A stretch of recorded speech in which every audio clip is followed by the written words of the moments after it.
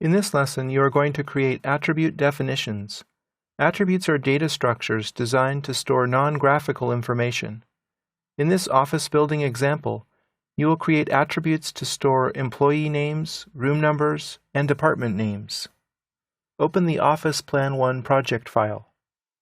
This pair of stacked rectangles will be used as a frame to hold the visible and invisible attributes that you are about to create.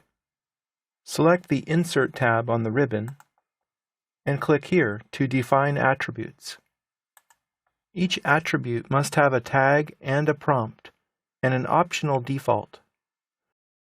Tags are entered in all capital letters. Let's begin by creating a last name attribute. Type LNAME as the tag. Press Tab to go to the prompt. Then type a descriptive prompt such as employee last name. There won't be a default name here, so we'll skip over this option. Set text justification to be middle center.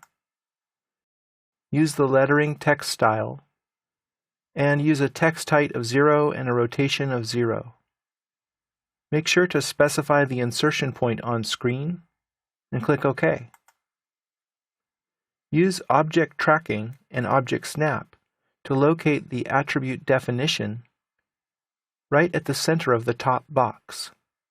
So track a line down vertically and track a line over horizontally from the midpoints of the rectangle, and then click right here to set the position. Define a second attribute by pressing Enter. This one will be the room number. So let's type the tag name RMNO. Press Tab to move to the prompt, and then type room number. The default will be 1500. Again, choose Justification, Middle Center, and leave everything else at the default. Click OK, and place this attribute definition centered in the lower box. Both of these attribute definitions are visible by default. Let's create a third attribute definition that will be invisible once it becomes part of a block definition. Go ahead and define one more attribute, and this time use the tag name DEPT.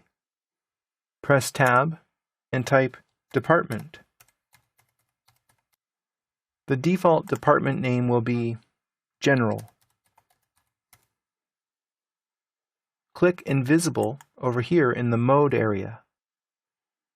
Set the justification to Middle Center and click OK. The actual location of this attribute isn't as critical as the other two because, after all, it will be invisible. Let's click a point tracked up from the midpoint of the rectangle, right about here. Before these attribute definitions can be used to store data, they must be defined within a block. You have defined both visible and invisible attributes. Go ahead and save your work as Office Plan 2.